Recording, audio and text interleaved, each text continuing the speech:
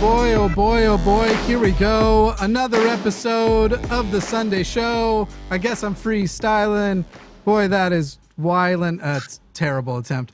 Welcome everybody to a special episode of the Sunday show on Tuesday, because that's how we roll around here. That's the wrong banner. That's the one I wanted. Joining me today is the wonderful Matt Dillahunty. My apologies to everyone for us missing it this week on Sunday.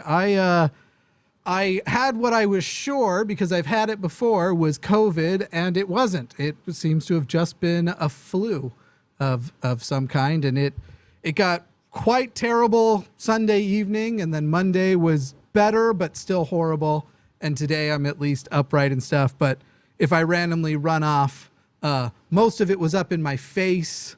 I know the jokes that are coming. What a coincidence, your face is killing us too, whatever. I know those they're headed for the chat. It was mostly up in my face, congested, also had some pain in my legs. It's now moved down to something of a cough, and 3 days of the pill Mucinex. Any of you who have IBS will know what I'm going through. So if I randomly run off the air, everyone will know what I'm up to, but we don't have to address it directly. Matt, thank you for joining me. I think we kind of did. What's that? I think you almost did kind of address it directly. How you doing? I mean, apart from, what you just said. Yeah, garbage, absolute garbage. You can still see the fever on my cheeks, though they're always a little bit rosy. I quickly learned that you can't, I had forgotten with the flu that you have to figure out what the acceptable dose schedule is and set alarms for it. You don't wait until you need it, because if you wait until you need it, the amount of time it will then take to kick in, you will get murdered by. And so I'm on a tight drug schedule at the moment to stay upright. Yeah, well, that's how I'm here. It was so wild, because we were originally going to do the Sunday show, and then I was just like, after we talked and you weren't feeling good, I was like, let's do it. And you're like, how about Tuesday? And I was like, sure, we can do the Sunday show on Tuesday as a special event, because days don't matter. That's right. That's yeah. Right. Probably some major changes coming, even much bigger than that, to the Sunday show soon, but we'll talk about that as those changes close in. I guess my other apology for missing Sunday is that I had a good half dozen Desnat Mormons. For those of you who don't know what Desnat Mormons specifically are, it's a sort of like sect within Mormonism. So they are still mainstream Church of Jesus Christ of Latter-day Saints, but they're openly racist. They're openly, and it's so Desnat stands for Deseret Nationalist, openly will talk about excitement of participating in violence against anti-Mormons and the like. And I had a good half dozen of them committed to calling in, that they were going to call in on Sunday. Now, I don't think they ever actually were going to, because I haven't gotten one violent DM about how I was such a coward that I didn't show up because I was too scared on Sunday. There's not been any follow-up reply tweets, none of that. So I don't think they were ever actually going to, but here I am, maybe being cynical. Hey, if you are a theist, that is a space theist, and you would like to call in, we'd love to hear what you believe in and why you believe in it. That's that number down below, 720-619-2288. If you are a person deconstructing your faith and you have some questions or looking for a little bit of direction regarding that, we're also willing to talk to you. We do reserve some number of the lines. Theists get priority, so there may be a cap. You could call in, get a hold of the screener as an atheist, and the screener may say, we're maxed out on atheist calls right now. But if you make it as a theist and you don't try and play a word game to technically qualify to get on the air, we'll give you priority there.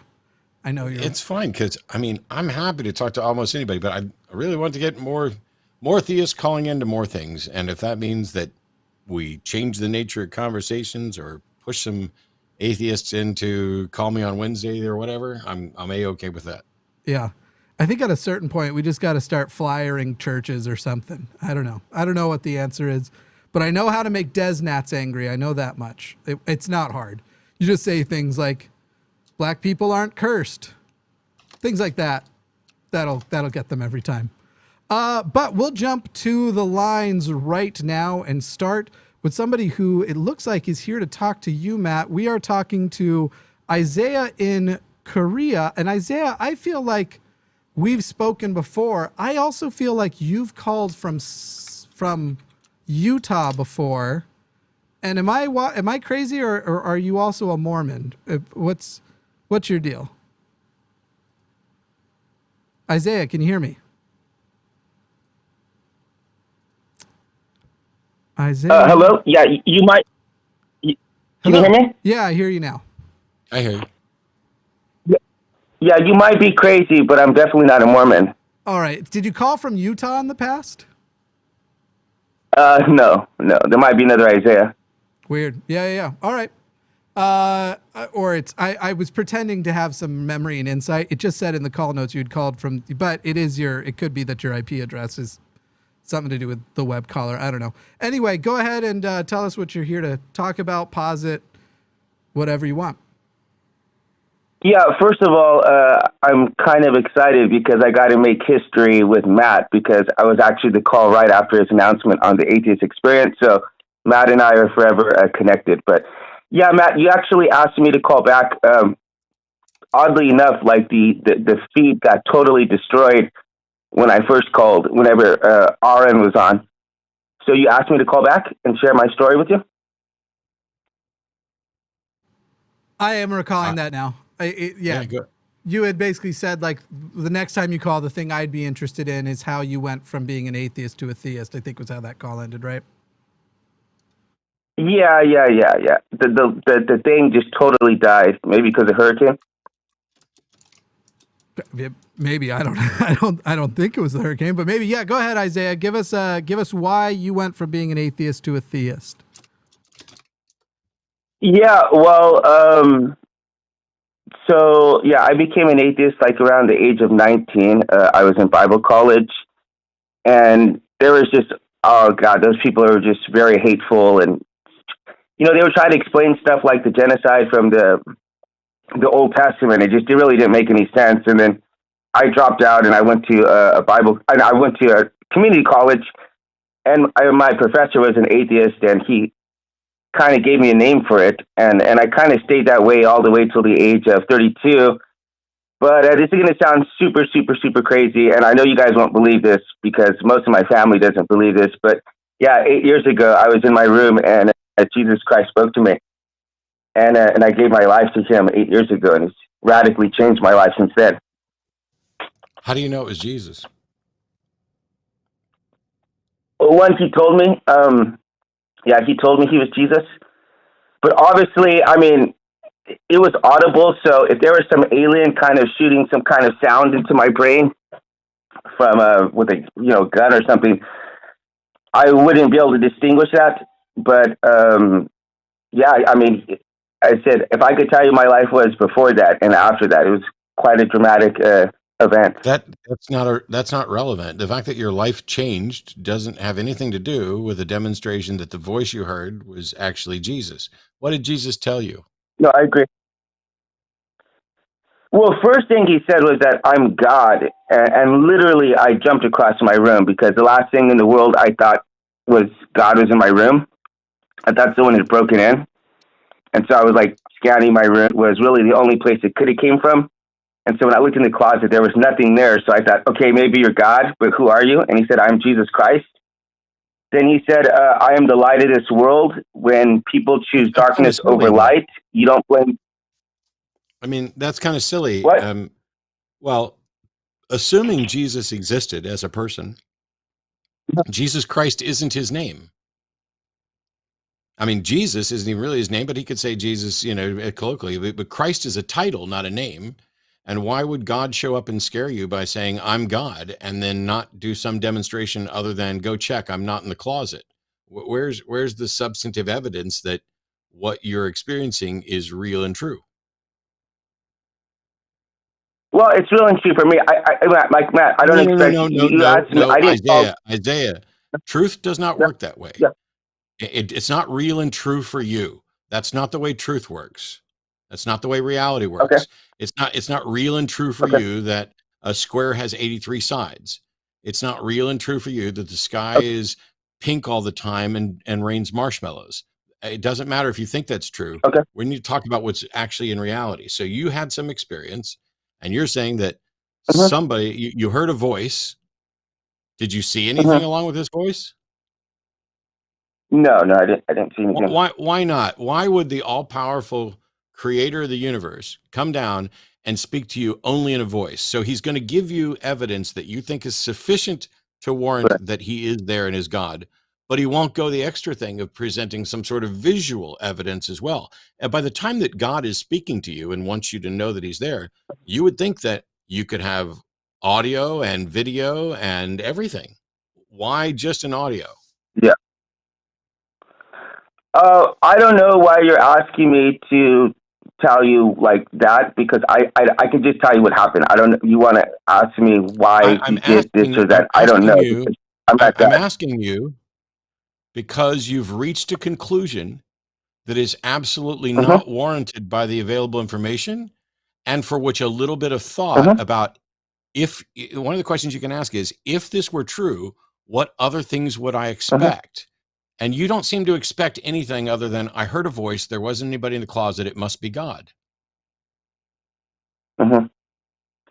Well, first of all, actually, I was at work the first time that I called in, and so I didn't get to hear the first part of your of the show. And so you said something about there that you wish somebody would call in and explain that I don't exactly have like, you know, perfectly logical or rational reasons to believe this, but this is what I believe, and that's kind of like exactly the case, because a lot of people ask me questions like, why doesn't God speak to everyone, or why doesn't God do this or that? I mean, I've told people about this, and they've just, as my own family, you know, obviously my own family, most of them didn't believe me, and they stopped talking to me, and friends stopped talking to me. But like, I can just share what happened. You know, I don't even tell people about this anymore because I'm tired of people's responses towards me, like they think I'm better than them or something.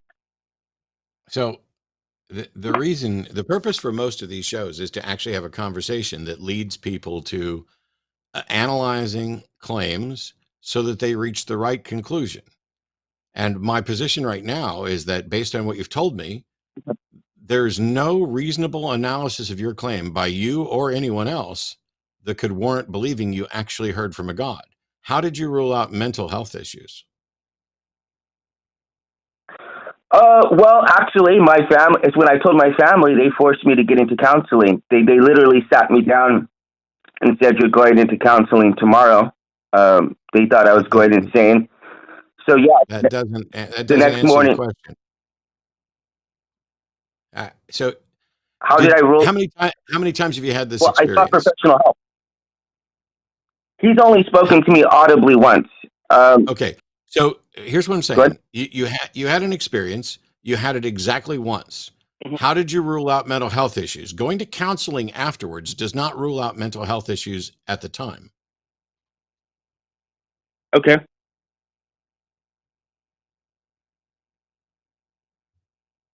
Can you hear me? Yeah, I was waiting to hear how you ruled it out. Oh, I don't. Well, I mean, if I'm honest with you, mental health is something I continually struggle with. I mean, that kind of was a part of the thing. That was a really big motivation why I became atheist in the first place. And I know that's not a logical conclusion as well, but you know, experiencing severe childhood trauma, that has a way of really messing with your mind. And I would be lying to say I'm completely free of that, but it certainly got to the point where I'm like not able to function anymore, you know, like debilitating depression and alcoholism and stuff like that. Like I've been cured of that, but you know, I wouldn't say that I'm like 100. I don't even know if anybody is 100% mentally healthy, but I don't it's either. not been something that it's 100% good. Yeah, I don't either. But here's the thing. What's the most reasonable explanation that an all-powerful, almighty, all-knowing God decided to just audibly tell you that they were God and Jesus Christ, using a title instead of a name when you asked for a name, and failed to provide any evidence at all other than you heard something and it wasn't from the closet, or that Well, you believe you heard something that you identified as God, but it actually came from your own mind? Which of those is more likely? Well, you didn't even allow me to tell you what the step. First of all, you didn't even allow me to tell you what he said, and then you didn't allow me to tell you the evidence I had lots of he questions. provided to. Uh-huh. I'm happy for you to tell us what he said. Can you tell Mhm. us why it's relevant? Because if I were to come to you and say, I believe that God spoke to me last night, I can't give you a reason that's compelling. Would you like to know what he said? Of course, I'd like to know what he said, but it doesn't matter what he said. But go right ahead. What did God tell you? Right. Well, he said I'm the light of this world, and then he told me all that time when you were like running away from me, when you were being disobedient, like when I was on a death wish overseas, just drugs, prostitutes, and stuff. He said, but I was right beside you the whole time, and I swear to you, Matt, in like 2 seconds, I saw my whole life flash before my eyes, and his hand of providence and protection on me to save me when I didn't even want to live myself. But then he said, So if he was you're the with only you the whole person on this time, planet. if he was with you the whole time, why didn't he step in and say this shit earlier? You know what? That's a really good point, Matt, because whenever I see my parents are ministers, and so whenever I was, in school, I was like really, really judgmental towards people who are Muslims or atheists or, drank or had sex or whatever. I was like such a goody two shoes. And so having been divorced and an alcoholic and looking into all the world religions and being an atheist myself, it's given me such a sense of compassion and love towards people. Like I genuinely think I needed to experience. That doesn't answer my question. You have a scenario Actually, it here. does. No, it doesn't answer my question. I asked you, why didn't God tell you this earlier?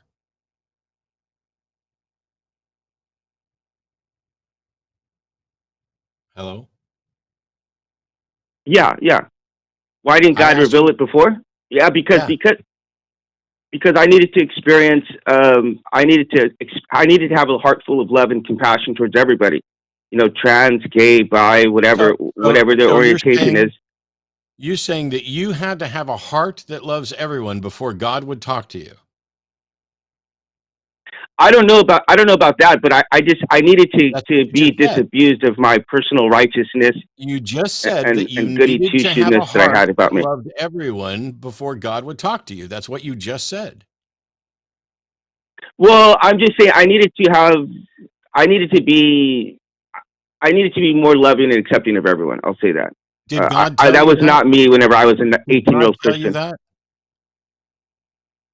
No, but I mean, it's pretty logical inference. So now you're saying that you're trying to come up with an ad hoc explanation because now you're trapped in a spot where the questions are getting difficult. Oh, if it was really God, why didn't this happen? Why didn't this happen? Why didn't this happen? And you have no reason and explanation. And you will not acknowledge that the most reasonable explanation is that God didn't say anything to you and that you're something in your own head did this to you. That's the most reasonable explanation, right? No, well, I certainly understand why you would think that because my own family thought that. Or actually, they thought I was lying. They thought I was. You don't. No, you don't, Isaiah. You do not know why I would think that. If you think that I would think that because your family thought it, I don't give a shit what your family thought. I'm talking about what is objectively most reasonable.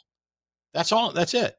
And when I say, why didn't God do this? Why didn't God do this? And you come up with your answers, why won't God show up right now and communicate messages to myself and Jimmy and this audience? Why not?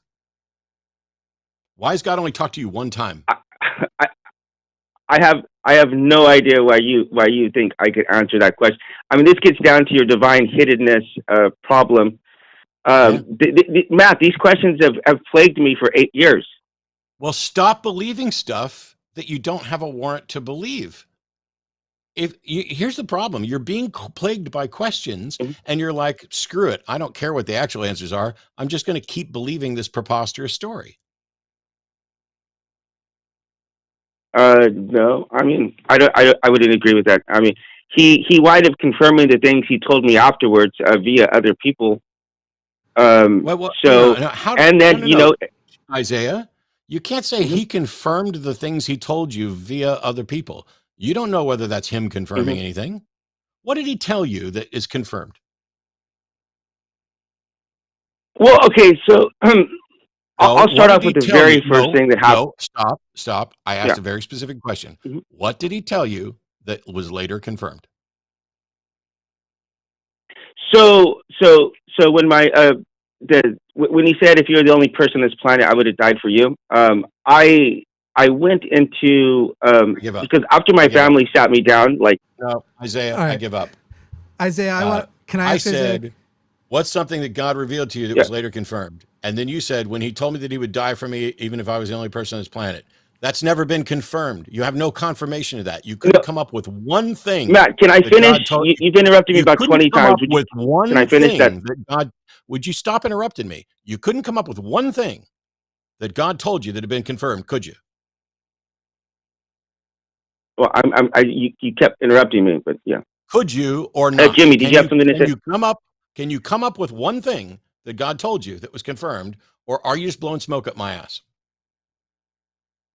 No, Matt. You asked me to call in. You're being hostile towards me. You asked me privately to call. I've sat here incredibly patiently, and now I'm hostile because you will not answer the question that you're asked. Can you give me an example of one thing that you think God told you that was confirmed? Yes or no? Yeah. Yes. That's what I asked. Okay, so as I said, so my family sat me down and they said, you're going to counseling tomorrow. So I prayed, and I prayed to God. I'm like, God, I really need to hear from you today because I thought you spoke to me. Now my family thinks I'm going crazy. I went to a conference later on that day. A guy pulled me out of the audience, basically regurgitated the stuff that God told me. And he said, if you were the only person in history, I would have died for you. He used the same exact wordage that God had used the day before. I don't believe you. And your story is so irrational that it must be a lie. Because if God spoke to you and had a message for you, and then you said, when your family thought you were crazy, if you said, God, you spoke to me the other day, I need your help now. And God doesn't speak to you again, but instead you think that some other person conveys the same message God did, you're not being honest. Because either that God is stupid and immoral, or you are deceived or being deceived. Well, welcome to my family, Matt, because they all called me a liar as well. I'm not in your family. I'm just talking about rationality. Thank you for that. And I'm not in your family. I'm talking about rationality. And if you, in fact, had a real interaction with God, it is patently absurd and illogical, and that God is immoral, and he's basically trolling you, and you should have nothing more to do with that God. Okay, well, I appreciate your questioning. Isaiah, I'm gonna give you a little experiment here because I don't think you are capable of engaging this at the level it needs to be engaged in. And there's a lot of stuff that shoots up as red flags. It isn't lost on me that God seems to speak directly to people the same way that Sasquatch seems to only show up to people with blurry cameras. It's only going to be the people no one believes that he shows up for. So here's what I want to go with, because when I heard you say your two proofs at the beginning, it was twofold, right? God spoke to me, and then my life changed dramatically. Is that a good recap of the two reasons you believe in God are those two things together, right? Yeah, I mean, I wasn't the only time he spoke to me, but he also did some other miracles where he manifested stuff in front of me. But yeah, it's not just one or two things. We might talk about the miracles. We might not, because I don't want to bore my own eyes out of frustration. I want to just do this. No, I know. With you. I have met, and I think you acknowledge by the way you said, I'm definitely not a Mormon at the beginning of your call here. I think you acknowledge that Mormonism is untrue, right? I think that Mormonism actually makes more sense than Christianity, but I don't personally think that it's true. Okay. I might be wrong. You could. Okay, that's very interesting. Here's my deal, Matt. Could what you believe is God right now, and the God you believe in, is that at odds with Mormonism, or do we need to switch to a different religion? If you are wrong, does that mean your whole experience is wrong? that Mormonism's true, I mean. Sorry, you confused me a bit with that question. Yeah, it was that was my fault. Here's I'm going to go with Islam because I feel like that's just going to be easier for you. With Mormonism, I could give you the first hand. With Islam, I have to think that you don't believe Islam is true, correct? I don't believe it's true. Might it be true? Maybe. Yeah. Okay, but you know, for example, they reject the concept of Christ the Redeemer coming, and you've had witness and you believe that Christ is the Redeemer of the world and died for our sins. You do believe that, right? Sure. Okay, Muslims don't. And I have spoken to on this channel, but also across many times. I have much more personal, intimate conversations like this with many Mormons. But on this channel, I've spoken to Muslims who have told me stories of hearing the voice of God confirm their faith. And that once they accepted Islam, their life changed dramatically. Now, when they tell me that story and you tell me this story, the two of you can't be simultaneously correct, right? One of you must be mistaken. I don't know. I don't personally talk about what other people experience, so I don't. I know what you're getting at, but I don't go around trying to disprove Muslims or anyone else. Around with it and go like, I'm not going to take a side on that. Your truth of God can't be correct at the same time that a Muslim who believes the Quran and Islam have been confirmed by the voice of God in the way their life has changed. They can't both be correct at the same time that it is a real God that caused those experiences. Correct? That's all right. For the sake of the argument. No. For the sake of the argument, I'll agree with you. I'm not going to let you do that. Not for the sake of the argument. That is obviously logically true. Yes or no?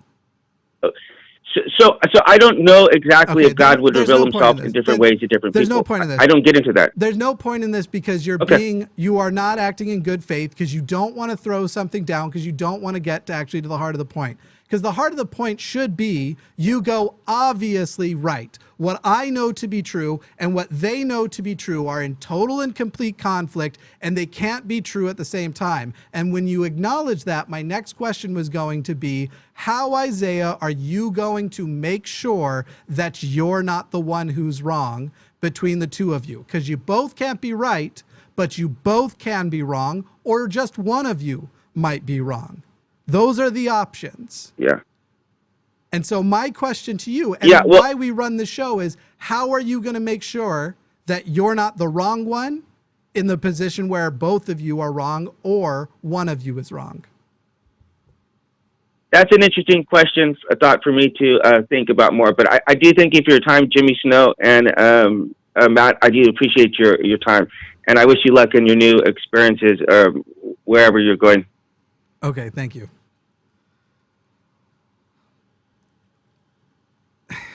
If your faith is so fragile that you can't just engage in good faith, what are you do? Like, what use of it is it actually to you? Besides, because one of the things that he had mentioned early on was this idea that a lot of people in his family thought that he was basically using it to sort of feel better than everybody else. And at a certain point, I go, I can see why that's somebody's inkling if the only functional thing you can do with this is use it to claim a truth about your life you can't demonstrate, and also reject other people's beliefs, talk down on, he tried to do it politely, but talk down on being an atheist. We never did hear from him about whether or not he ever was a skeptic, because I don't think we would have wanted 5 more minutes of a can opener on our own fucking faces. Just get to the answer. It's, I don't want to be mean to Isaiah or anybody else. I want to have conversations. I prefer conversations with where there's some sort of rational progress, because I don't want to be, if somebody has issues, I'm not here just to beat up on them. But if you tell me a story, hey, God came and spoke to me. That's all? You heard a voice? Yeah, that's all I needed. But he was God. It's like it's like the Babelfish argument. If, when it becomes clear that the Babelfish is such absolute, confirmation that there must be a God type of thing. Well, I'm off track a little bit, but it's like, you have to ask yourself, what reason do I have to believe that this is true? And then you have to ask, if this were actually true, what would be different about this? Yeah. And to say that somebody shows up, says they're God. When you ask what their name is, they say Jesus Christ. They have you looking around your room to see if there's somebody in the closet, maybe under the bed. But in this modern era of our technology, let alone what some other technology could do, you looked in the closet. Congratulations. Did you unscrew the light bulbs and look for bugs and speakers and wires and all that stuff? And okay, what then did this God tell you? Well, he told me that he loved me, and if I was the only person, he would have died for me. Well, that's ridiculous. That is absolutely ridiculous. Because if you were the only person, there'd be no need to die for you. Yeah. He could just forgive you. And maybe there wouldn't have been anything to forgive if there'd just been you. When the God that you're advocating for has no more information about reality that is testable than what you have, it ain't God. Yeah. Yeah. I was getting very, very frustrated, but of course, he mentioned certain things. I'm a human. The thing I hope the most for him, if there are things which he needs to be working through in therapy, getting help with, I also didn't know if we had a timeline on the, what he said was the alcoholism in proximity to this event. It just does seem so very conspicuous to me that God seems to show himself to the people that are just the easiest to believe without question. What a shallow amount of faith to only show, when if God is capable of converting people, wouldn't it just be ultimately, and I know this doesn't prove him true or not true, I just don't understand why Isaiah would have gotten the visit from God and not Matt or myself, whose conversion to Christianity would make us worldwide much more famous than we are now. Ben Shapiro would offer us a big pile of money, my God. I don't know. It's just odd, and it just sticks out. I'm going to go a little out of order and take John from Missouri, because I think this is going to be a quick one. John from Missouri, are you there? Yeah. Hey, is this Jimmy? This is Jimmy. How you doing? Wow, Star Trek. Wow, it's nice to meet you. And Matt too. I love you guys' work. It's all downhill. Actually, I tend more. I tend more towards the atheist frame of mind. But I am sympathetic to people that look around the universe. They see art, music, and physics and philosophy and our capacity to be kind to one another, and think that there may be a creator behind that. Now, wait. Before you go on, wait. Before you go on, I also, when I look at arts and philosophy, I also think there's a creator behind arts and philosophy. Okay. Well, of course I do. Why let's go with physics then, or biology. Yeah. Okay. Fair enough. Good points. So I am sympathetic to that view, and I'm also sympathetic to the view that we are sort of, by the nature of having developed in this, this biosphere, able to recognize patterns because that's the way that we evolved over time. And I think that that's likely the truth.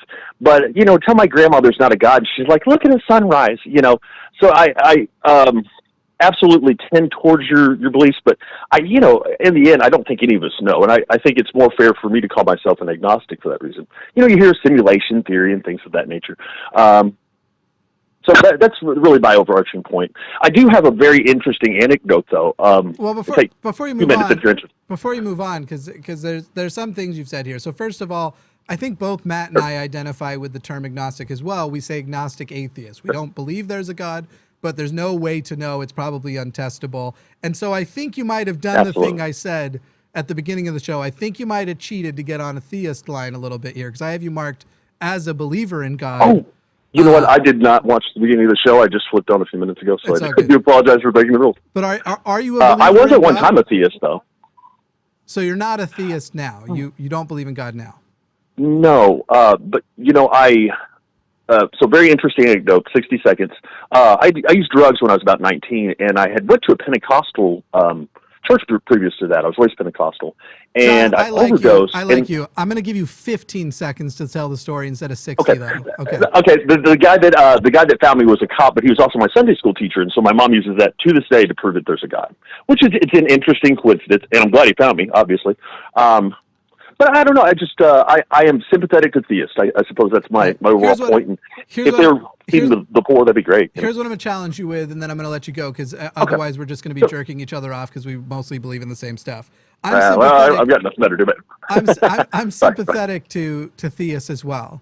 But what I think both of us agree on is it isn't true, but we can't know if it's not true. And I understand that when people look out at something greater than themselves, they want to assign an entity greater than themselves.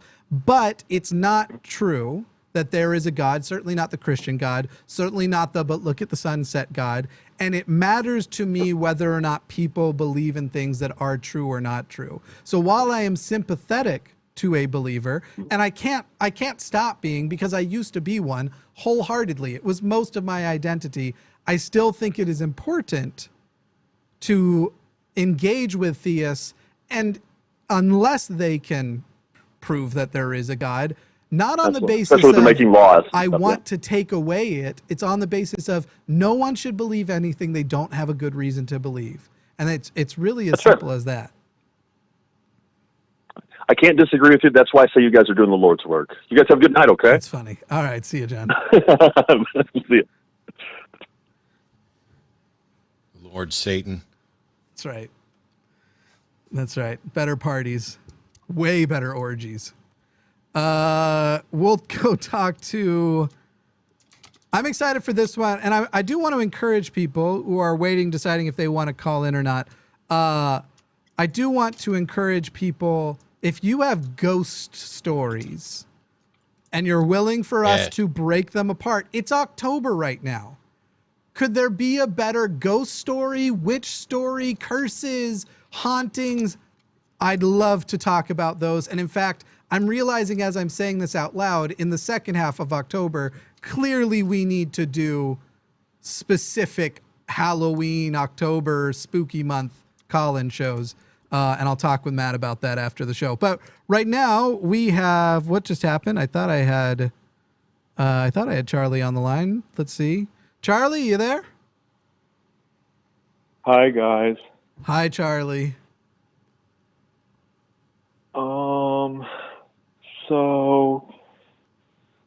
So I had an exciting experience with the dead, and it begins with this book that my mom recommended to me called Signs, a book by a psychic medium that told people how to get signs from the people that are deceased, and you ask for signs that would make sense to them.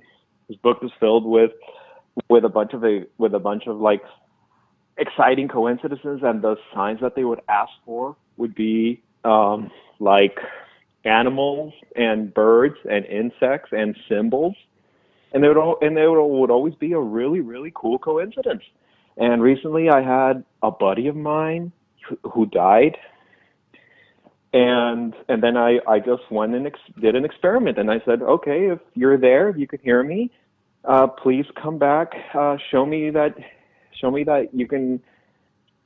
you're there, and show me in the form of a manatee. Because this guy loved manatees. He even called them his spirit animal, although he wasn't very religious. He was agnostic. So I say that, and I tell my partner to look out for manatees, like random manatees. And 2 days later, my partner is on her Instagram, and she often gets animals, and then she's putting her phone to me. Because she shows me her phone, and she's like, I don't know what this is. And I couldn't tell for a few seconds. And then it hit me. It was a manatee. It was from a weird angle. Hey, Charlie. Because it was like with the... You know what's even wilder? I saw a manatee on my phone last night, and now you're calling about this? Hey. That's so cool. And you know what else is wild? I went to Crystal River, Florida, and put on a wetsuit and swam with manatees. And I was the first one to get in the water from the boat. and a manatee came up to me, nuzzled my beard, grabbed me with two of its flippers, and started to swim off with me as if I was part of its group. The very notion that this is any sort of message is ridiculous.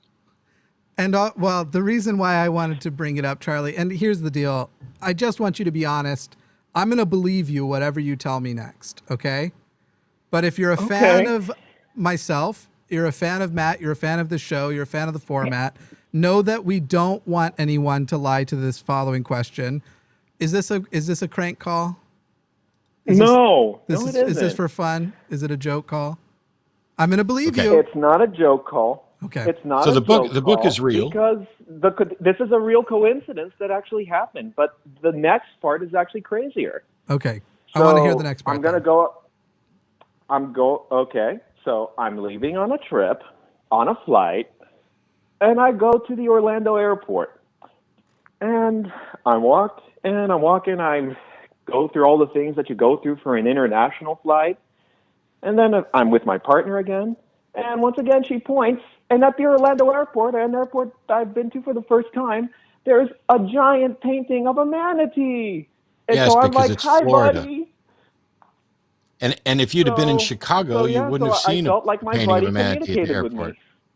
The painting existed before you ever asked your buddy to do that. The painting in the airport existed before you ever asked your buddy to send you a message. You don't get to count that. If I'm on my way to Egypt and my buddy dies and I say, send me a message in the shape of a pyramid, and I go see the Great Pyramid, that's not a message. It existed beforehand. Well, maybe so. And I realize No. You've broken me. How dare you say that may be so? That is so. That is a fact. That is an undeniable fact. The painting was there beforehand.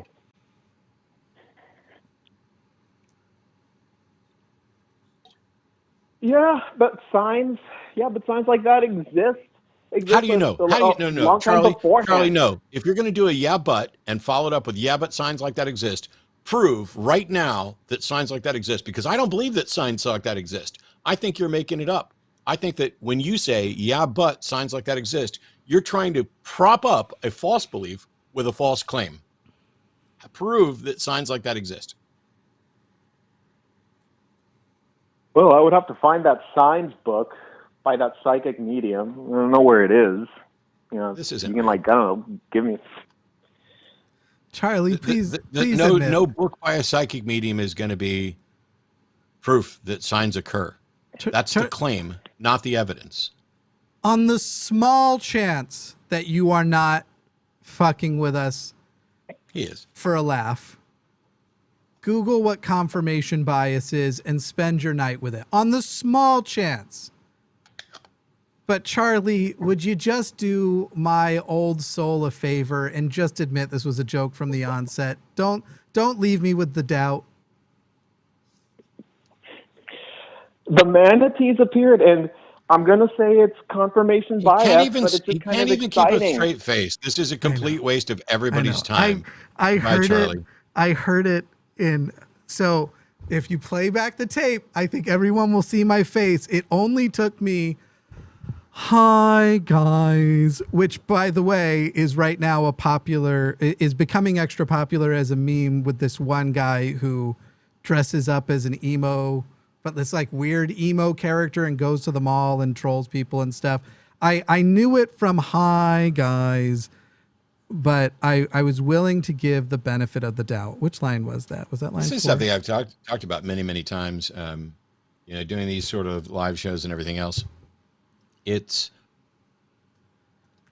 Yes, there are going to be people who make prank calls, and you're not always going to be able to identify them because the types of things that people will believe and talk about are easy to parody and difficult to disprove. And so Jimmy and I are in a position where, in order to not appear like absolutely awful individuals, we must treat even the most ridiculous claims, even the ones that feel the most like they're a prank call, as if they're real, until we just can't tolerate it anymore. It's the unfortunate side effect of doing live shows, and congrats. I'll baba booey you back. It wasn't that clever. My problem is that I end up breaking and asking earlier because I can't keep a straight face. When I know that's what's going on, I just look like I'm smelling my own fart, and I know it's about to hit everybody else in the room. I can't keep it together. I'd love to talk to. This is Joe in Utah, who considers himself spiritual still. It looks like was a Mormon, went on an LDS mission trip, and has a ghost story from the mission trip, which I'm excited to hear. First of all, where did you go, Joe? Where did you go on your mission? Oh, I'm sorry, Joe. I keep hitting talk and it pops them back down. Joe, I can hear you now. Okay. Yeah. Hey there. Great to be on the show. I served a mission in Hawaii. Dope. Have you considered coming up with a different word than served? Like, I was consigned to a mission in Hawaii. Well, at the time, I was very willing. I don't know, brainwashed into serving a mission, I guess. Yeah, I get it. Have you come up with a different... these are the types of terms my brother and I talk about it all the time, and we've been changing all kinds of stuff. So we no longer call people brother. You know, if we're talking about Brother Moore, my old seminary teacher, Brother Moore, we just call everybody Bobo now. So it's Bobo Moore now. We've been replacing those silly things that we habitually did in the past. Anyway, you've got a ghost story from... Now, I want to ask, are you currently holding the belief that you experienced something supernatural? Or do you now recognize something else was afoot, but you're going to tell us the story as it appeared when you were in Hawaii? Yeah, I am actively seeking. I don't want there to be nothing hereafter or any, a lack of spiritualism in the world. Even though I would prefer it. It's a lot easier just to be agnostic atheist, and that's what I'm leaning towards. But these handful of experiences still have me questioning. And so I would love to dismantle this story, but I will absolutely tell it as I remember it happening. And I'm completely willing to acknowledge that memory is such a weird thing. Sure. And we can aggrandize the story as we tell it over and over. And so who can say what was actually true? But from what I remember, it scared the pants off of me. So awesome. Let's hear the story. Yeah. Format it like you're trying to write it in as few tweets as possible. Because every time I've invited people to tell stories on this, if you don't do it for a living, you don't know how to shorten it. So give us the 5 to 6 tweet version of this story. Yeah, absolutely. So I got into a new area with a new companion, and he had his mattress pulled down on the floor, which I thought was weird. But they had some weird bunk beds, and eventually convinced me to pull mine down too. And so it was that very night that I pulled my mattress down on the floor, and we were kind of on the floor in an L shape, and we're falling asleep. And then in the dead middle of the night, I get this tap on my elbow. And so I turn around and I wake up and I see my companion, and he is looking at me with big bloodshot eyes, reaching over with a very constrained voice. He just calls out, "Something is on me." And then I could see it. There was a darkness that was kind of thicker than your typical darkness right on top of him. And I was so scared. I couldn't speak. I could hardly move. But I managed to sit up and just mutter a quick little Mormon prayer, and still kind of watched this darkness whoosh off of him and down into the hall. And so we were, terrified, and did the whole we say a prayer, bless the house type of thing. Before we go further, because I think I can help you with this right away. I don't think we even have to go much further, and I can help you let go of this one. Mormonism isn't true now, right? I do believe that, yeah. And so, is it even really believe? At this point, there's so much. Mormon's so obviously demonstrably untrue. It's almost like we're pretty embarrassed to have ever believed it. So I think that you didn't actually have the power to quote unquote banish that darkness. And so we have to go with a different explanation. And what you are describing right now, I think there's probably, we have 2,000 people watching. which means at least 200 of them have experienced some form of sleep paralysis in their life. Now, I'm not saying you were going through sleep paralysis. However, I am saying we literally do this thing where when we wake up, we see, I've had this exact experience, by the way. For me, it's always a shadow in the shape of a man. I wake up, there's a shadow in the shape of a man sort of looking over me. In my head, it's not a ghost, it's a person about to harm me. And I try to scream out and I try to kick, and eventually it breaks free and I'm broken of the spell, and I literally will kick into the air about the wimpiest kick you've ever seen, and now I'm awake and the dark figure is gone. And so when you're talking about a situation where I'm just going to go out on a limb and guess that there was also a lot of superstition and supernatural stuff believed in the area around you, like when my brother went to Guatemala and as Mormon missionaries, they were getting cursed by witches, and he had an experience of sleep paralysis and thought a witch's curse was pinning him to his bed, and now understands that this is something especially fresh out of sleep the brain is super capable of, and knowing that Mormonism isn't true, and yet it seemed like the Mormon hand in the square, cast out the demon worked just right there. We have to go with what's the more reasonable explanation. Shadows fresh out of sleep. It's one of those things where I can't prove to you that that's exactly what happened to you, but I would bet pretty much everything I own on it, provided you weren't making up the story from scratch. Agree. You know what I mean? No, absolutely. And I have since had many nights of sleep paralysis where I too have, like danced up and punched nothing in the air. But it's a different experience when you're there and you're terrified. And so it feels so real. But that is the part that I've grappled with and said, kind of been able to dismiss as, okay, maybe there isn't actually spirits or ghosts because sleep paralysis exists. But this second part is what I struggle to figure out. Yeah. Go ahead with part two. And so part two, we go throughout the rest of the day. He's all like, man, what just happened? He's like, look in my eyes. Am I possessed? And I was like, no, you're not possessed or anything. But we go throughout the rest of our day, and then we come home, and our apartment is up on the second story, and all of the lights are on and the door is wide open. And so we say, oh crap, is somebody in our apartment? And then the door slams. We were terrified, and so we called up some other missionaries and then continued the ritual, which was have everybody march in and do the banishing ceremony. But my point is that I don't know if I'm making this up. No, Joe, memories Joe, are you might be, and you might not be. I just want to ask you, what's more likely, that demons that wanted to cause you harm did so by turning on all the lights and slamming a door, and then left it at that, or somebody was fucking with you? And I'm not, again, neither of them might be true, but let's just go with what's more likely. Yeah. Or the lights were on and there was a draft that closed the door. Yeah, a gust.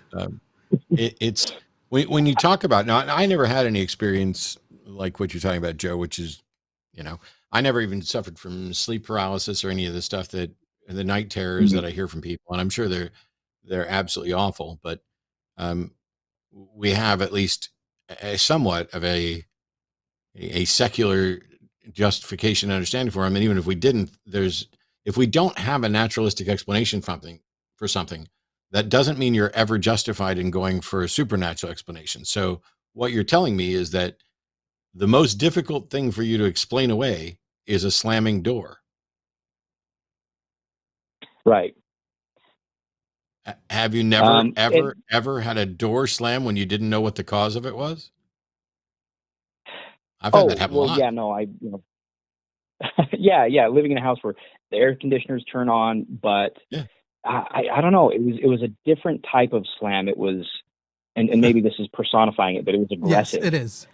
That is exactly what it is. It's personifying it, because here's when you're a kid and you're scared. Yeah. But I don't know.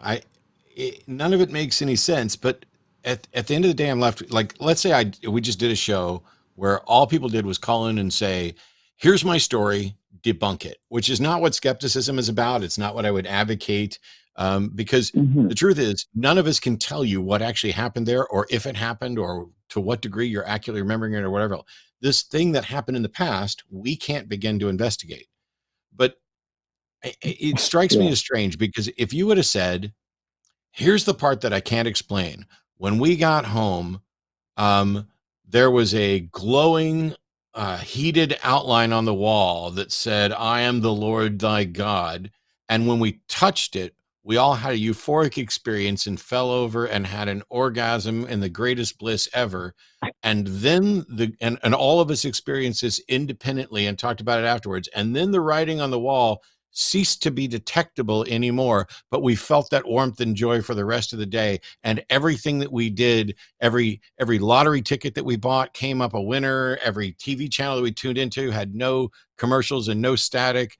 That would be something where it's like, that's the thing I can't explain. But you came up with a slamming door that you can't explain. And the fact is, even without an explanation, there's no reason to say, I don't have an explanation for this slamming door, therefore it's plausible that there was some sort of evil spirit. Right. Yeah. And that was, of course, the short version of the story. But yeah, being in that situation where you believe it so wholeheartedly, that's the first thing that you would jump to. Yeah. Joe, one of the things, when you were talking about it, Joe, one of the things that kept like sticking out to me is that your language still is, and this isn't a criticism or to be a jerk, it's still quite Mormon, the way you tell this story, because that's what we grow up with, right? Mormons, it's not brought up a bunch, but they're extremely superstitious, which is why they are so like easy to prey upon for MLMs and stuff. They believe that there are black magic practicers in the world.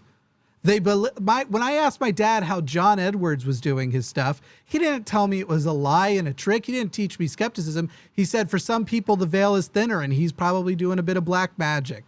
That was my dad's explanation of John Edwards. David Blaine might have some. My dad wasn't for sure, and he liked watching the videos he was on, but there was a level of like, some of this could be real magic. So make sure you pay attention to the spirit if you're ever around people like this. Like that's what we got out of Mormonism. And so you have to break down through the lens of you're looking for slamming doors to be a spirit. When you are sure there are demons and one of the ways they communicate is slamming a door, you're no longer going around going, oh, a door just slammed. What could the cause be? You go, oh, a door just slammed. And if you can't prove it wasn't a demon, I'll assume it was. Right? And that's when you said, sorry, when you said what could the cause be? I just heard Cosby. You don't want Cosby in your house. That's for sure. That's worse than a demon. A different kind of a horror story. Yeah. No, you're right. And my faith crisis was only just within the last year and a half. And so I'm still very close to these beliefs, but yeah, so I'm actively trying to put them aside and dismantle them. And I even called up my mission companion to ask. And when I brought it up, he was like, oh, no, man, I blocked that memory. I'm not revisiting that at all. And I was like, but I need to know, did the door slam or am I making this up? Because I remember it happening that way.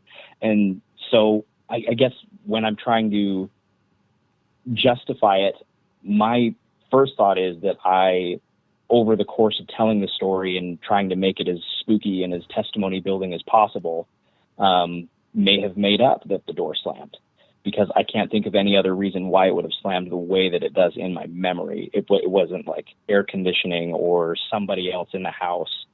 It had to be a ghost, a spirit that was trying to mess with us. And one of the fucked up things humans do socially is when you have an experience together and you and that other person, which you would have been glued to your companion at that time, tell that story to other people. You adopt each other's lies about it and morph your own memories. It's one of the most powerful ways to change a memory from reality. And so any memory, again, at no point was I going to take this as your memory's just fucked up.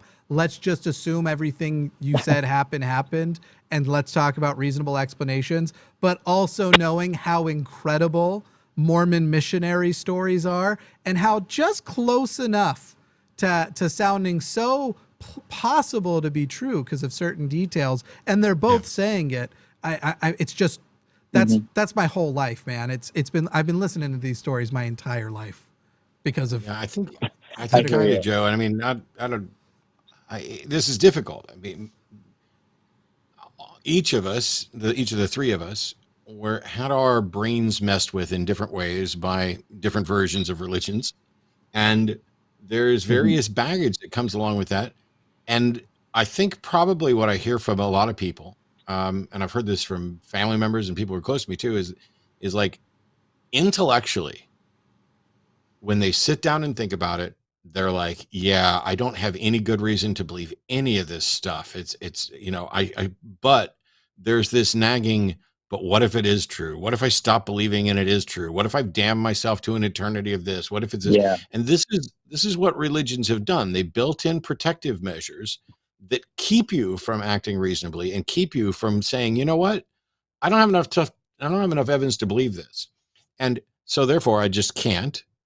But if it is true, and there is some God, there's no reasonable, decent God in the realm of possibility that could punish me for honestly reaching a sincere wrong conclusion about his existence. And if this same being could present indisputable evidence for its existence, which anything that qualified God could certainly do that, and hasn't and doesn't, then isn't it on that being's shoulders my disbelief? It's like there's a God that's playing the best game of hide and seek ever, and if you don't find him, he's going to punish you. Oh yeah, well, maybe I'll have to call in another time and talk to you guys about my new version of God that I actually kind of invented from a really bad weed trip. But yeah, I would love to talk about that some other time. What if we're God, bro? Bro, that was exactly it. I know. I've had that exact trip before. Uh-huh. Yeah. Okay. I've never had so, I wouldn't call it a weed trip, acid trips, but not weed trips. But that's fair. I mixed my weed with a lot of stuff right after I did all the drugs right after I left the church. Every single one of them. Yeah. Yeah. Oh man, I would love to talk about that because I've read so much that people report having these spiritual experiences, and I wanted there to be a spiritual experience. And so if I can't find God in Mormonism, then maybe he's in mushrooms. I don't know. Let's go find him. I got a question. And yeah. There's people in chat who are already going to be anticipating what my question is. A, you want there to be spirituality in the world. You said that at the beginning of the call, and you said it again just now, that you wouldn't want there to be a world without the spirituality in it. What the hell do you mean by spirituality, and why do you want it? Because in Mormonism, I was promised something pretty big, and I'm not, and maybe this is very egocentric, and I'm totally willing to acknowledge that, but they promised me eternal life. They promised me not only that, but godhood, the ability to create other existences. And that story is so compelling. How old are you, Joe? I am about 30. Yeah. I almost guessed. Did you quit when you were 29? So yeah. This was just in the last couple years. Ex-Mormon missionaries, men quitting at 29 is like the new biggest cliche. You've probably got about another year left with that, and you'll let it go too. But I know what you're talking about. The difficulty of going, because it's not just what you were promised, it's who you were told you were. And essentially you internalized, holy shit, I'm the most important person in the universe who has ever existed, except maybe Joseph Smith and Jesus Christ, in that order. Like that's what we internalize. And I get the difficulty of loss. If you keep going down the road you're going to go, you have grieving to do. But one of the things that helped with mine was identifying, what do I still want out of spirituality? Now, of course, it'd be great to go on and be a god and have unlimited power and all of that. Yeah. But in a realistic world where I just accept what I see is what I get, what else is left? And that concept of, it's going to be super cliche and you're going to cry at a lot of stupid songs when you hit those moments, especially if you're smoking the weed. But it's going to turn out to be you want to feel loved in a community.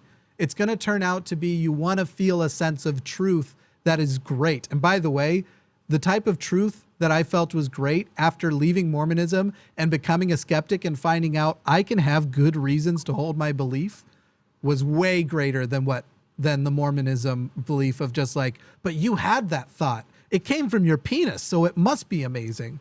But it is, there's a lot of exciting times ahead, but there's a lot of stuff for you to grieve losing also. I've got one parting shot. Go ahead. Yeah.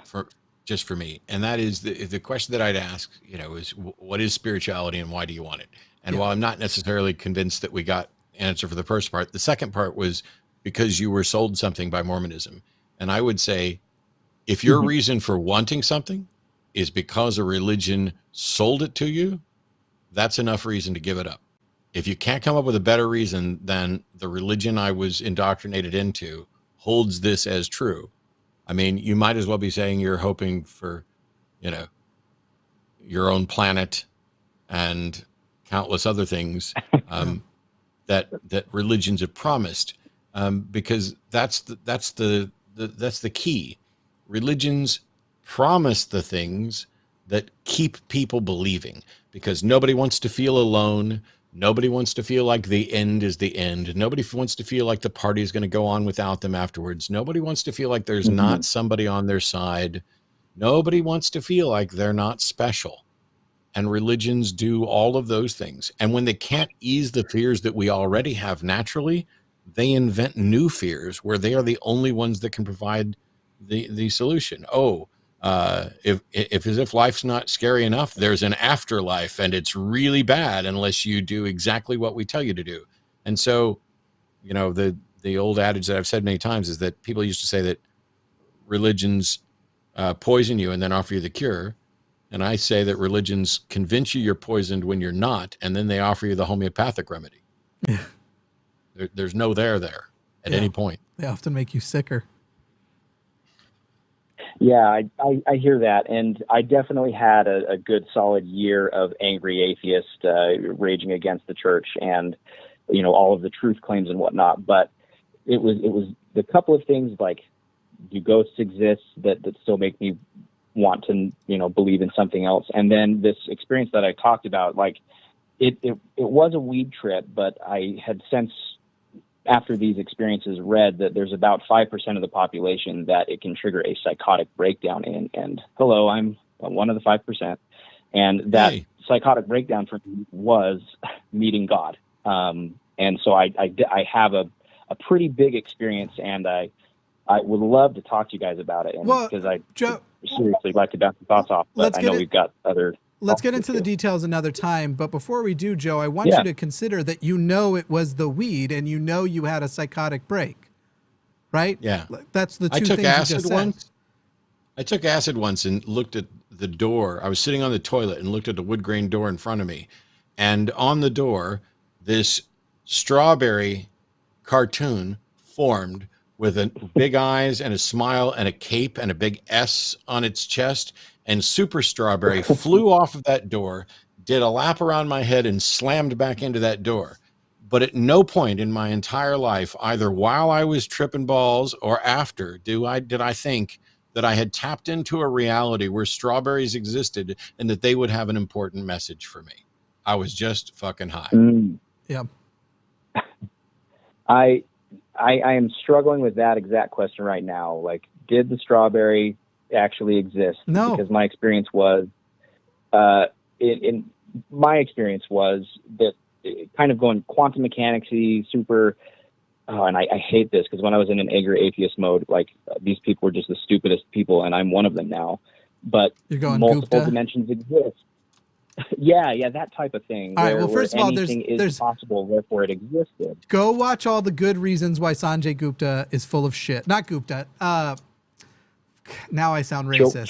Chopra? Deepak Chopra? Deepak Chopra. Sanjay Gupta is actually amazing. I love his podcast and his name came to mind first because I actually love that man so much. He's a good dude.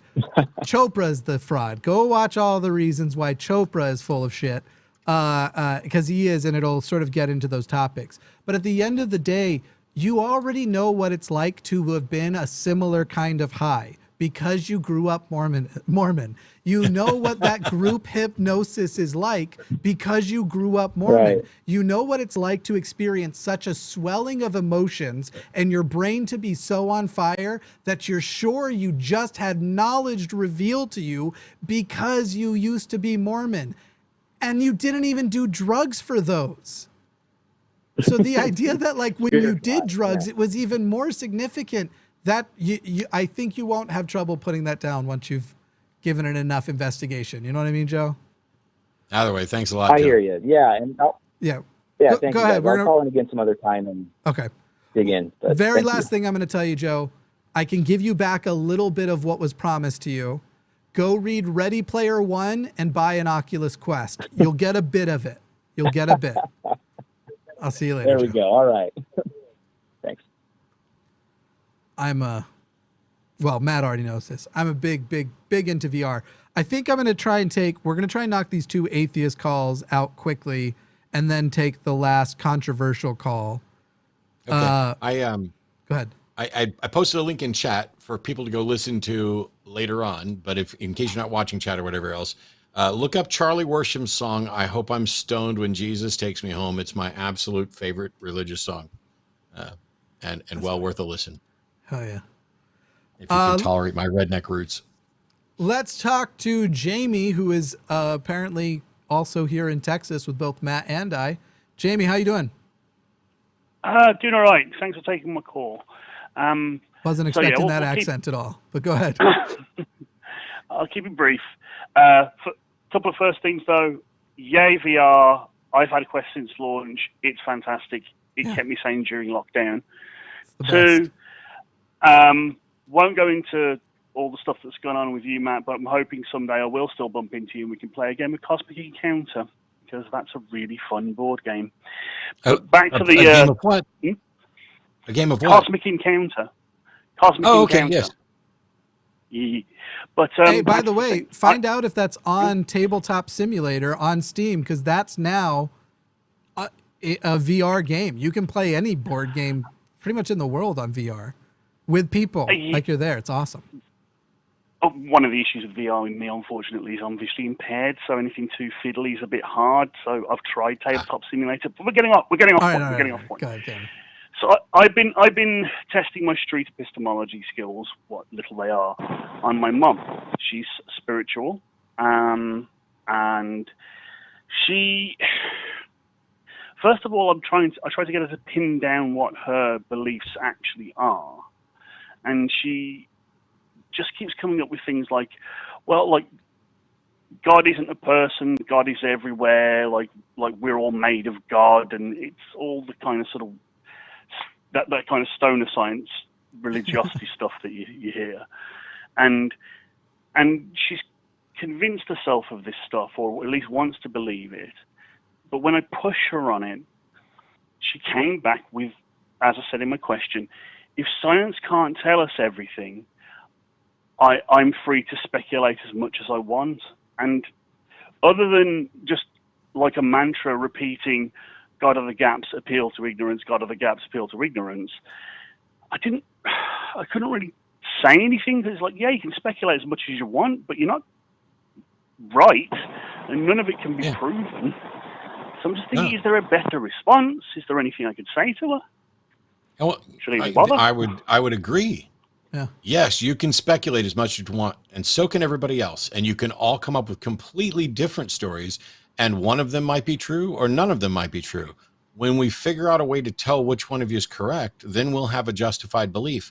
Until then, you, believing as your conscience dictates, are in exactly the same boat as the people who believe all the things that you don't believe.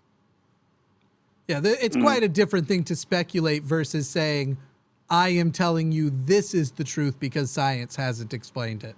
Those are very different. I speculate about things all the time. I find simulation theory a little bit compelling, but I don't believe it. because I know I've the spent difference. a lot of time speculating, but I don't, when I'm speculating, even the thing that I might think is somewhat plausible, I would never say, this is the truth now, and I'm going to base my life on it. If you're fine acknowledging it's speculation, cool. But another word for speculation is pulling shit out of your ass. Yeah. And if you do it and somebody else does it, now all I have is two big piles of shit. Yeah. You might want to phrase it differently for your partner, but it's my mom, and she's awesome, your mom, but sorry. like, yeah, we do have these sort of quasi spiritual conversations, and I did call into one of the other shows to talk about how she took me to a spirit healer once. But so that's the kind of ballpark. I wonder though. But No, I wonder if there also could be this notion of, yes, you could speculate, and at every time in history where somebody speculated, and we've actually found out whether the right answer was naturalism or magical spiritual beings, not once has magical spiritual beings ever been the right answer. And every single time naturalism has been. What are the odds that your speculation that breaks that trend is likely to be correct? I don't know that that'll have any more weight, but I'll take that on board, and I'll have to sort of soften it a little bit, because like one of the reasons why she believes all this stuff is just a sense of personal comfort. Sure. She's getting older. She was brought up Catholic, went to Catholic school, left that faith, became a hippie, did all the hippie stuff, and so you can kind of chart the path of her still wanting to believe in higher powers and things like that. So yes, I'll take those on board. I won't take too much of your time because I know there's some more juicy stuff coming on. I'm just glad to have another chance to talk. Thanks Jamie, for letting me on. Well, real quick before you go, I guess last thing I'd say is I think you started the call saying you were practicing street epistemology, or at least epistemology stuff with your mom. What I would do with that exact phrase, then the question I would respond with is, should people believe in something before they have a good reason to believe it, and then follow the sort of path that we laid you on? That's where I would go. Or if you're sticking with street epistemology, and we should get Magna Bosco on here to talk about that at some point in the near future, but it can be, okay, I understand you're free to speculate. Why should you or anyone else value your speculative answer over somebody else's speculative answer? Yeah. There's an essay. And of course, I said the classic line: "Is it important that what you believe is true?" Yeah. Is it important to you that what you believe is true? And she said yes. And I'm like, well, I'm going to have to keep going now, because if you don't mind that it might not be true and it's just something you made up to comfort yourself, that's cool, as long as you're honest about it. But if you care what you think about is true, I kind of want to have it so you only believe true things, because I love you. But there you go. I don't want to push it too hard. We're all going to believe something that's not true. You're a good son. Oh yeah, I won't let anyone roll my D&D dice, even though I know that it's completely irrational. I remember those days. And I don't even feel comfortable with people drawing cards on a board game for me. I prefer to do it myself. And then I'll hand it back to them because the text is too small and I need them to read it for me. Anyway. That's perfect. Here, I'll draw it. No, you smack a hand out of the way. I'll draw it. Could you read that, please? That's brilliant. I'm going to say, technically, we could have internalized that the only way to prevent a person from cheating by drawing our card or rolling our die is to do those things ourselves. So it's totally rational and not at all slightly superstitious. That's my defense, and I'm sticking to it. I'm also a trusting person. I don't want to believe the other people playing Pandemic or whatever with me are trying to do me dirty. Anyway. They could be, though, Jamie. Jamie, thank you for calling. I'm not superstitious. You're just cheating. Yeah, that's right. Well, avoid those fights, too. Thank you, Jamie. It was good talking to you. Yep. Thanks, Jamie.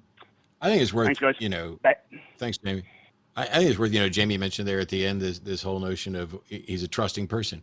So am I. I've been burned many times. I've had people who I considered some of my best friends who were absolute lying, fraudulent pieces of crap. I'd rather risk being burned on occasion in order to keep being generally trusting. I give fewer chances now than I used to. I've gotten burned badly enough a couple of times that I'm probably now at a 2 strikes and you're out instead of 3. Yeah. But the fact of the matter is, when you look at the data about how generally decent people are and how generally reliable they are, being generally trusting at the beginning with, some caution and protective mechanism is almost always the best option. We know that from game theory. We know that from the data of cooperation. We know that from the history of wars and treaties throughout, the history of the earth. So the people who are running around distrusting everyone, I think they're in a weaker position, both with regard to reason and with regard to empathy. I hear you say all of that, Matt, but I've also played Among Us with you. So it's like, hey, if the rules allow you to say and do certain things, that's right. I mean, you got to play the game to win. Speaking of Among Us VR, got an official release date, November 10th, I think it is. So well, if only there was another pandemic to force me to keep playing. Oh, well, I'm going to at least give it a go. We're going to quickly talk to Nikolai and then get to our last, I guess, controversial caller of the night. But first, Nikolai in Israel. Go ahead, Nikolai. Hi, Jimmy. Hi, Matt. Thanks hello. for taking the call. I'm a longtime follower and a big fan, Matt. Thank you for everything you've done for the atheists around the world. And Jimmy, last time we talked, you said if I come up with something to call back. So just to give context to the listeners and to Matt, I live in a pretty religious environment, but I'm an atheist. Sometimes I end up having to participate in social events of religious nature, like weddings, etc., where I don't feel very comfortable, and it's So I asked for advice on like how to cope with these situations, given you can't just remove yourself entirely without suffering social consequences. So, like the same night after we talked, I was browsing YouTube and I stumbled upon 2 ultra-Orthodox fellas playing the guitar on the street. And they played Pink Floyd, which I very much love. And then I was like, okay, this is interesting. And I looked for more of their content, and then it suddenly dawned upon me that this is like one potential bridge, is like the music. And all of these religious events, they also always have music, but I'm always too preoccupied with like, being resentful about being there that I've never paid really any attention to it. And so I've decided that the next time I'm just going to try and focus on on things like music and other like cultural aspects of the religion, as they seem to be joined at the hip here. So, kind of like focus on the things that are appealing to me, that I can relate to, and that way try to kind of like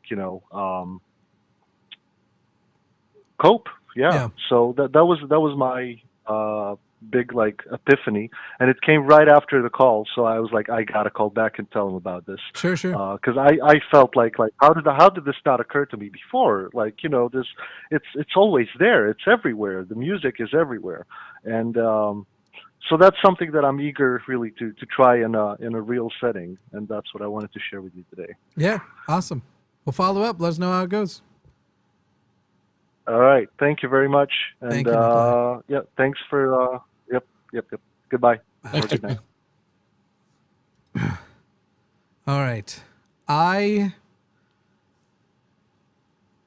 Well, I'm just gonna let it. I'm not gonna preset any expectations here. All I'm gonna say is we're talking to John in Texas, who believes that it is time. Oh, I've got to fix it. John in Texas believes it is time to put an end to abortion. John, you have the floor. Hello, can I be heard? Yep. How are y'all doing? I'm peachy. Okay. Not really, but Okay, so I'll start. yeah. Well, abortion in this country is so controversial, so much division. It wasn't always like that. Yes, sir. True or false? Oh, no. We're not playing that game. You can give your position. We're not going to do you can give your position and we'll respond. It's always been controversial. It wasn't used. It Well, wasn't do you so mind the divisive hypothetical? It wasn't so divisive and political as it was after the religious right decided to use it as a football.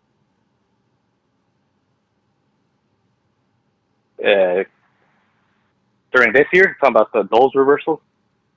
No, I'm not talking about this year. I'm saying that up until the religious right started using abortion as their political football in order to identify the right-wing party and made it so that there were people who were single-issue voters. Prior to that, abortion wasn't quite as divisive, but it's always been a potentially contentious subject. What's the point? Well, I mean, you're just scapegoating the Christians. They just bandwagoned on the issue. Okay, John, they weren't the ones that were introducing the laws against abortion. John, I don't have access to the mute button, so you're going to listen to me. I'm not scapegoating anybody, and I'm not using propaganda. You asked a question. I gave an answer. I'm now going to stop talking and let you make your case. Make it good, because if it's just a parade of buzzwords, I no longer give a shit what you think.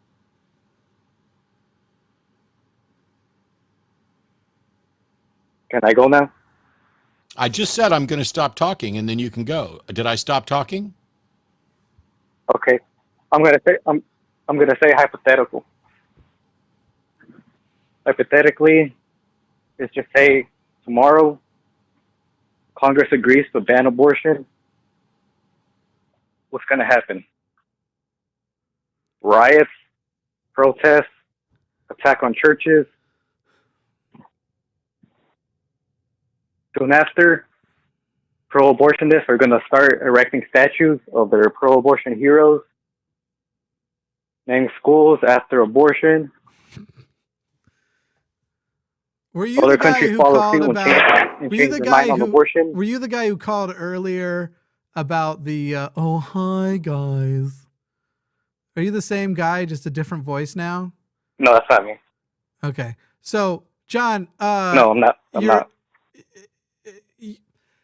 I'm going to give you one more chance to make the case why it is time to put an end to an abortion, because you're hypothetical for somebody who's here to make a point and to demonstrate that point. It's just stupid.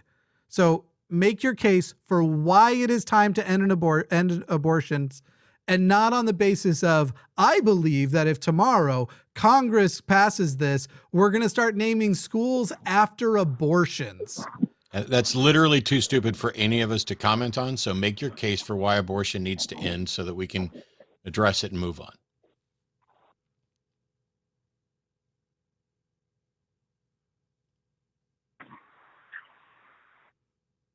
Well, abortion, it seems today, is a lot about profit. It's not about helping women. It's about letting men get off the hook. Letting men get easy off the hook. Okay. All right. Yeah. John, we don't need fake calls, guys. It's a waste of time. You said abortion is mainly about profit. No, it's not. It's mainly about helping women. Yes, it is. And we should be doing that. It's mainly about letting men get off the hook easily. First of all, you listed 3 things that it's mainly about. 2 of them it's not about. With your speculative hypothetical about how we're going to start naming schools after abortion and putting up statues to all of our abortion heroes, you're not a serious caller. And if you are a serious caller, you're not a serious enough thinker for us to take you seriously. I already was reluctant to take an abortion caller on a show that's about atheists and theists, but the tagline, "It's time to put an end to abortion," in the description was just a little too much for me to, I guess, let go of. But anyway, I did hang up. That was just, how does one name a school after abortions in the first place? Welcome I don't get it. Welcome to would have been Tiffany High. What the fuck would the name be? Oh my God. This has been excellent. I had a wonderful time. We know that one of the things that, I was going to say, one of the things that I wanted to do was even just see how a Tuesday could go. The data's skewed. We've already addressed that, but should put a poll up real quick while we're closing up. I'll put a poll up of how many would come back on a regular Tuesday for this. Is Tuesday a better day for the people who tuned in today? But somebody in chat's like, one more call, please. That one didn't count. I don't think there's anybody else queued up. I'm not looking at the thing, but it's funny because there are people who will wait a long time to call in to say something ridiculous. And then there are other people who wait a long time to call in to say something ridiculous that they sincerely believe. And sometimes you can tell the difference between them. Sometimes you really can't. Yeah. And sometimes, in my opinion, it doesn't matter. Like, I don't care whether or not the last caller was serious or was putting up a joke call. Nothing about the content was serious. If you want to have a serious conversation about abortion, you talk about the facts about abortion. You identify when and how abortion's occurring and why.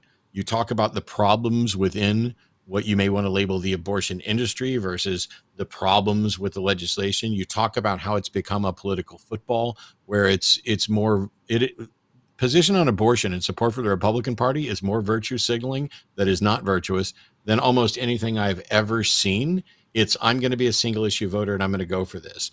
Oh, you can scapegoat the Christians. I'm not scapegoating anybody. They're the ones that are, in fact, actively pursuing this, and they did for 50 years, and they won. We don't need to take calls about how, in your opinion, we should get rid of abortion. We've already overturned Roe v. Wade. Now we are in a position where we're trying to catch up. Some conversations I can have a lot of fun with. You want to have some fun conversations about a weird experience you did that left you feeling kind of spiritual, or about a religion, I can do that on occasion, but I think those are serious too. But if you're going to call in about serious topics and you're not actually going to take them seriously, I'm not going to take you seriously. And if somebody thinks that I'm mean or unhelpful, or I'm using language that, I should be nicer or kinder, okay, fine. I'm sorry that my forthrightness and honesty is a problem for you. But if you make a stupid argument, I'm going to say it's a stupid argument. And if I'm convinced you're a troll, I'm going to call you a troll. And if you act like a jackass, I'm going to call you a jackass. Because I want to have conversations that rise above that. I shouldn't have to lift every person who happens to have access to Twitter or a telephone up to the level of discourse that we want. People, you rise to that level and we can have that discussion. And if you don't, then we're going to play with you like you're a chew toy, swat you, and we'll move on to somebody else. Yeah. Yeah. Hey, we have other shows on this channel. Tomorrow night, Heathen Queen is joining Matt Dillahunty for the Hang Up. That event is already there, and you can go hit set reminder now to make sure you hit a notification. One other thing you can do that supports us and you as far as making sure that you see notifications is you can subscribe to the channel, hit the bell. If you are watching this video after, I should have said this at the beginning, and you would like to support in a financial way, you can use the super thanks function. It's right there next to the like button. It's going to highlight your comment. That helps a lot, especially with our call-in service, which is rather expensive, especially when we waste so much time with people on hold who are just calling to on the one hand, that last call was obviously stupid, and I feel like obviously a Poe. And yet, I'm gonna watch the Herschel Walker, Raphael Warnock debates, and I expect that level of same depth then as well. Like, it's hard to say. I didn't know that woman, and if I did, I definitely didn't pay her for an abortion, and if I did, I definitely didn't also have a kid with her, and if I did, oh wait. Yeah, you're running out of if I dids. So yeah, hit that subscribe button. Also, anybody wants to throw some likes in. We already broke past 666. Always love to see that, but there's about 1,900 of you here. I'd rather see about 1,900 likes if I'm being honest. Does the line have a calendar? Ooh, what a good idea. You know what else we probably need? A website. So that'll schedule. Just going to throw that. And clearly, based on the comments in the live chat earlier, a shirt that says it came from your penis, so it must be amazing. I might wear. And now I want to make a super strawberry shirt too, because everybody seems to like it when I bring the story up. So I want it. Fuck yeah. Oh man, if you could make it one of those ones that changes a little based on angle. I don't know what that technology is, but it's been around. I don't either, but now I want it. Yeah. Hell yeah. So we'll see you back here tomorrow night. I won't. You won't see me, but I'll be in production. And we will see you on the Transatlantic Call-In Show on Thursday, where Katy and student Dr. Ben, I believe, will be doing the show together. Matt, you want to say goodnight? Good night. Thanks, everybody. That'll do.